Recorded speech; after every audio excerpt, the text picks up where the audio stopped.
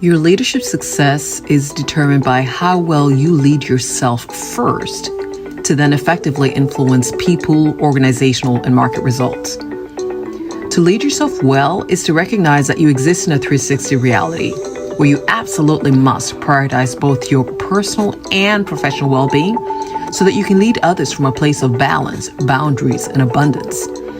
I'm Modesta Mahiga, and this is the Modesta Mahiga 360 Leadership Podcast, where I share insights, strategies, and guest stories that'll absolutely transform your work and life as a 360 leader. There are a lot of opinions and approaches on what it takes to position the African continent as a global economic powerhouse. Some are singular and polarizing, others extremely complex. In today's Modesta Mahiga 360 Leadership Podcast, we're joined by Dr. Ishmael Dodoo, who proposes a simple yet powerful idea that self-transformation is the key to unlocking massive opportunities in Africa. Welcome, Dr. Dodoo. Thank you very much, Modesta. It's a pleasure to be here. Dr. Dodoo, for my audience, I have known you for a couple of years, but for our audience here, please introduce yourself. Who are you and what do you do? Thank you very much. My name is Dr. Ishmael Ni Amano Dodoo. You can call me Ish or call me with my middle name, Ni. I've had over 2 decades of experience working with United Nations multilaterals, some advice to former and current heads of state, been very much instrumental in recent years in supporting the UN Secretary General Integrated Strategy for the Sahel to propose solutions that is now a blueprint for how the Sahel could be transformed. In my formative years, I've worked with communities, community-based organizations. I've also worked with the private sector for many years before I joined the United Nations as a senior advisor in human development. I've had quite an illustrious career within the UN system in the sphere of international development. I've worked extensively across many African countries, counting about 36 African countries. Wow. And I've been very much instrumental in so many of the human development prospects that we see in Africa. I've served in crisis countries, in countries that are in normal trajectory for human development, and also in countries that are in between. And I am a man that really believes that Africa has tremendous potential, and in the 22nd century, Africa should be able to lead the entire world into its glory. Absolutely. And I believe the same with you. Now, on this topic of leadership development, you spoke about African leading and, of course, Africans leading Africa. We could have spoken about so many angles to leadership development, to development on the continent in itself, and a myriad of African topics. When you zeroed in on self-transformation as the most crucial area for leadership development, I had to perk up. What does self-transformation look like in practice when you speak of it the way you do? Great. Throughout my experience looking at the African continent, having began my career through my country, Ghana, from my country, Ghana, and having grown up in Ghana through my formative years, one of the things that I have come to a conclusion with is that if we were able to address the myriad of issues that Africans faced, then those who are at the forefront of bringing about those changes need to first and foremost have to transform themselves. They need to have the right mindset. They need to have the right skills and competencies, and they need to have the right philosophy to cast or carve out their vision for African transformation. Because Africa is a very multidimensional continent. It's a continent that people don't spend time to actually understand. We have several cultures, our cultures and our religion and our systems in terms of how we do things, our indigenous structures, the philosophy of the African itself is something else to use anthropological studies to try to unravel. And Mm. throughout my career and my travels through the continent, I've come to this conclusion that in order for us to be able to transform the continent, those of us who desire to be at the forefront of those transformation needs to be self-transformed. You can't give what you don't have, and that is the philosophy that I'm trying to espouse at the moment. And someone listening to you would say, yes, yes, yes, we do believe in self transformation and personal development. But isn't that oversimplifying the issue of what it would take really to position Africa as a global economic powerhouse? Surely the issue is more complex than that. And pointedly outward looking rather than looking at the individual person or leader. What would you say to that? I would say that if you look at really the myriad of problems that Africa is faced with, Mm, look at the complexity of the continent. If you look at the East, we have a tremendous opportunities there in terms of the prospects that they have in tourism, the prospects that they have in natural resources management, and they're relatively calm in terms of the peace and stability in the eastern southern part of Africa. But if you look at the west part of Africa, not to even talk about the central, which I would come back to. But mhm, look at the west part of Africa. Of 24 countries, so more than 18 of them are not are considered to be fragile or in a state of flux. Very few of them are actually relatively stable. That has peace, that can be able to engender peace and stability. And the people that are constitute this, or the population of the African, these are a population of very intelligent individuals, anthropologically and sociologically.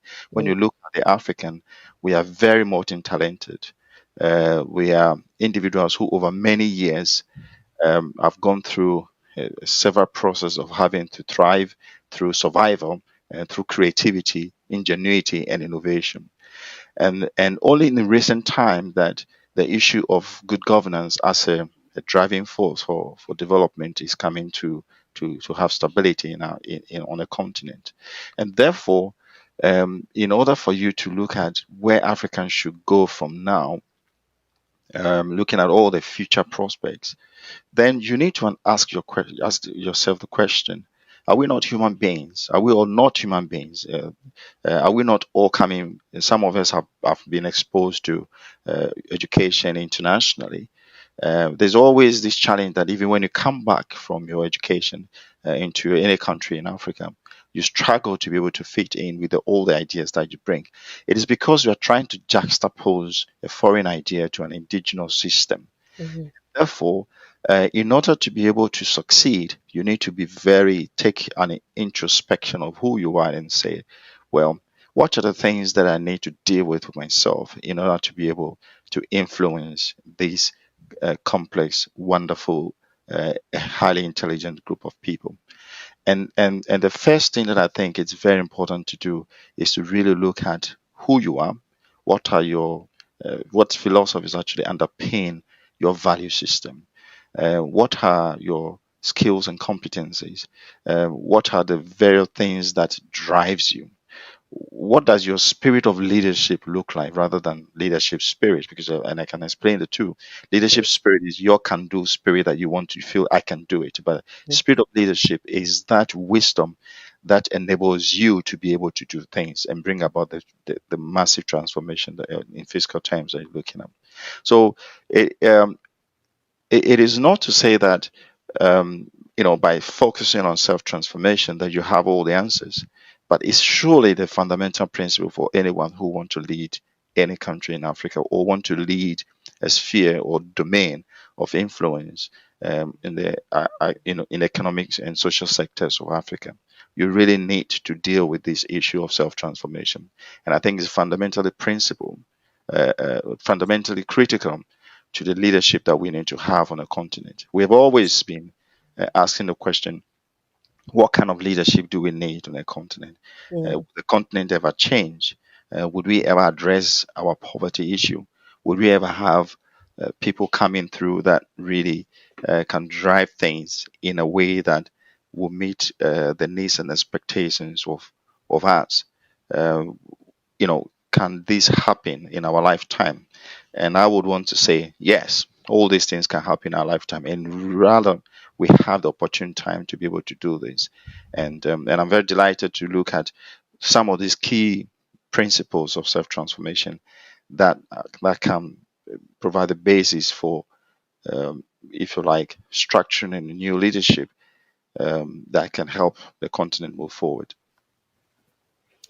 I am amazed that no matter how we go about the issue of uh, development and competitiveness, it ultimately comes back to the individual, and of course, from the individual, society, and human capital development, because it is people who are driving the systems and the Yes, philosophies, indeed.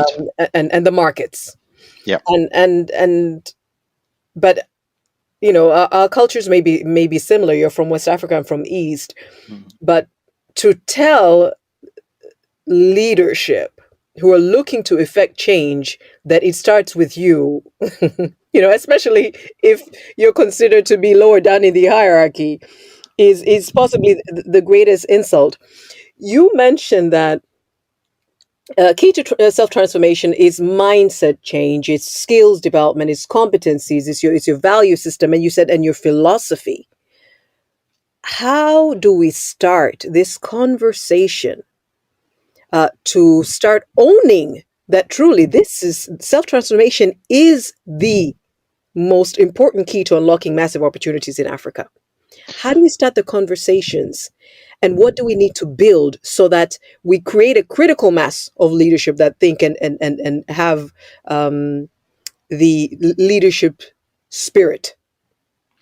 Great. So, um, anyone who is listening to this podcast and who has this inspiration to lead any country in Africa or to become a leader in Africa in terms of whether in political governance or looking at dominating social and economic sectors on a continent, and you have the inspiration to contribute massively to the transformation that we want to see on a continent.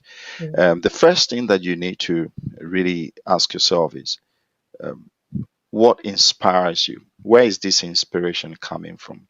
mm, Is it drawing from the prospects of, the economic prospects of financial gains that you see, coming from being part of those that lead any country or lead a continent in some way? Or is it born out of your desire to make a big change? Or is it born out of your desire to be counted in history, that when you came on earth, this is who you are? In some ways, I want to say that, is it born out of your desire to be that Nelson Mandela of our time, mm, or the Dr. Kwame Nkrumah or Julius Nyerere of our time? mm, So that fundamental question is so important. I've had a chance to speak a lot of individuals who are in politics, just by the way where I work. mhm, And when you have a conversation with them, one of the things that you feel, some of them just enter into politics by chance. Some are connected because they have a family member who gave them the opportunity. But the very few of them who actually have sat down in their formative years and have dreamt that they want to be a politician that will try to drive change in their mm, countries. And the latter are the rare group of people. And very often when I talk about self transformation, these are the target groups that I look at, or even all those in between. So the mm, first thing is, what inspires you? You need to really ask yourself of that inspiration. And when you start asking yourself this question, one of the things that will come into your mind is, why am I here? Is it my purpose? Is my purpose linked to this inspiration? Is my purpose mhm, to contribute to my country's development and be counted in history? Or is my purpose to just come and serve in that one form or the other? Or am I only attracted into this political leadership simply because of what I'll gain out of it? The power, the fame, and my name, and the money that I'm going to have. So, linked to that is a discovery, your inspiration leading you to discover your purpose. And when your inspiration and your purpose on earth link together, then you'll have to assert yourself around what are my values? How do from which lenses do I see the world? So mm, you need to establish a lens framework, a moral and spiritual framework through which you see the world. mm, Um, and this is very vital, because if your moral and spiritual framework through which you see the world is to do good, is to serve purposes, then you will see going to lead political leadership or any form of economic leadership as a noble cause. A noble cause because it's a calling. And therefore, if it becomes a calling for you, then your desire is to see results that are transformational. This is why self-leadership philosophy is very, very important, mm, because you have to be able to see through your lenses some results, and that results that you want to see are the results that should continuously inspire you. In other words, they should be able to wake you up every day wanting to do work. And here the work I'm talking about is your calling. So first is these three things that you need to lead: your inspiration, linked to your purpose, linked to your lens, that of mm, your moral and spiritual framework that you see the world. mm, Right. Now the second thing is it linked to the first, which is what then do you have that is unique and instrumental to bring about this transformational change, and how can you continuously strengthen those or sharpen those? And here I'm talking about your skills, your experiences, your competencies, your value systems, and things that you have that you bring to bear in that nation building quest that you are pushing yourself towards. So you need to really look at that.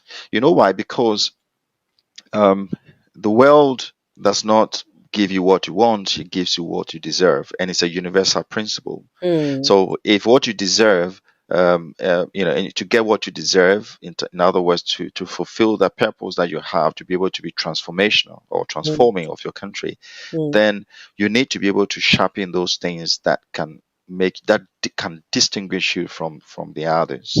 mm, And the third one, which is also very linked to this, is how then do you deploy these in ways that is very smart, in ways that is that that that is servicing to the population, and in ways that enables you to thrive through affliction and challenges, to emerge as a successful person that have been able to bring about all this change.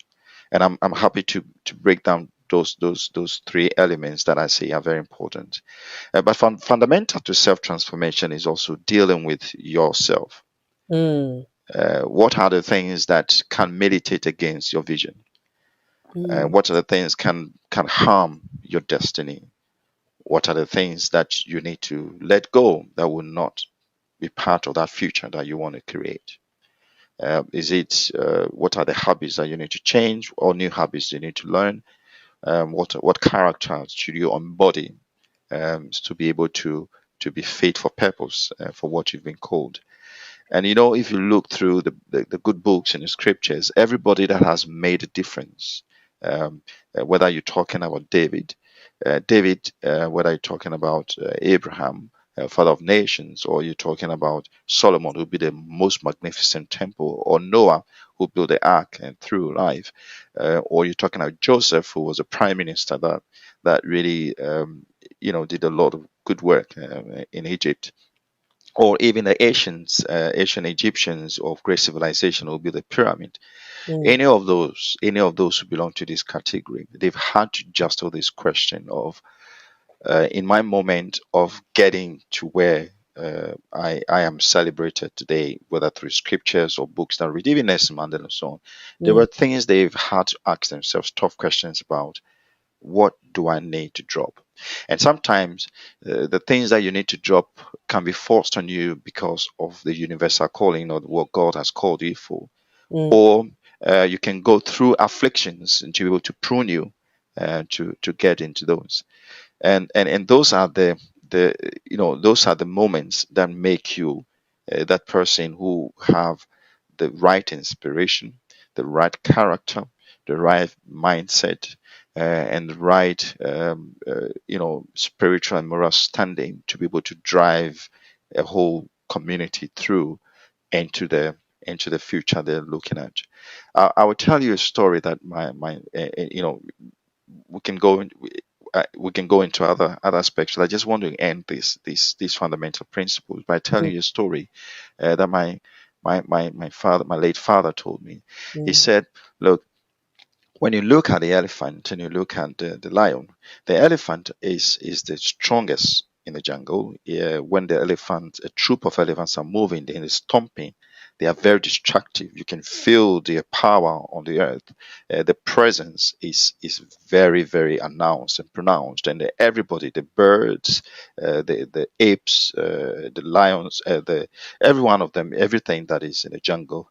And sometimes when they are path, they can destroy crops, they can destroy trees, they can, and when they trumpet together, the trumpet is it sounds into the inner core of people.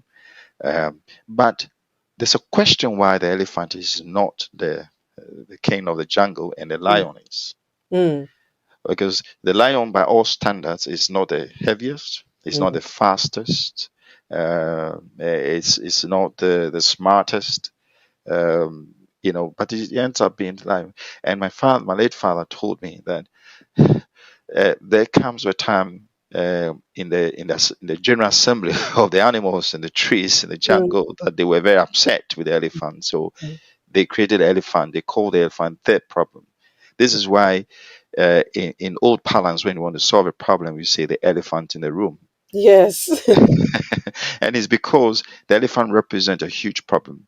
And Mm, he said that so they have decided. So the jungle in their quest to um, protect themselves and if you like liberate themselves, they decided to say, look, we want to make the lion the king, and we want to kill the elephants. The lion must kill the elephants so the whole community will have food to eat, because the trunk of the elephant may taste something nice. The food may taste like the the the food that Malawians love. mhm, Every part of the elephant has everything that represents the wonderful dishes that every country or the continent have. So mm, kill the elephant, and the whole community or the nation or the continent will have food to eat. And think about it. When you kill the elephant, you kill the problem. mm, So then you unleash a solution that is transformational to communities.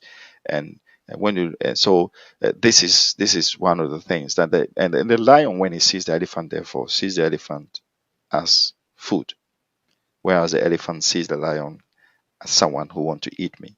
mm, And in spite of all so if the elephant has seen the lion as, I have better energy that you do have, I'm more powerful, I have mm, strength, I can find you.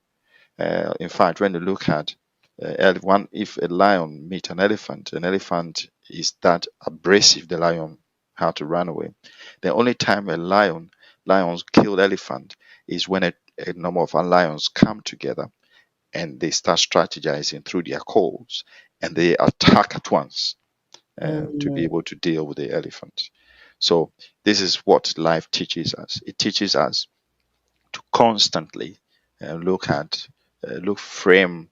So this is what a transformed individual does.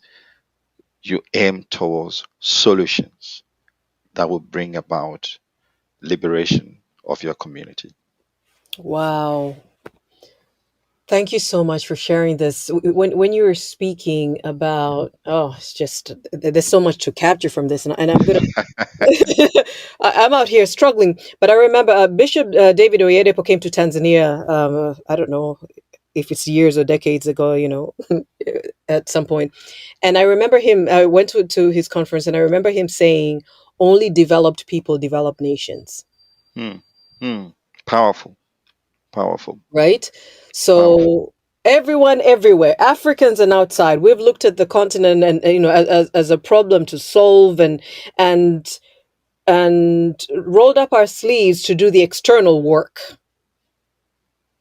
When without doing the internal work that you've been speaking about, we cannot uphold the external work. Yep.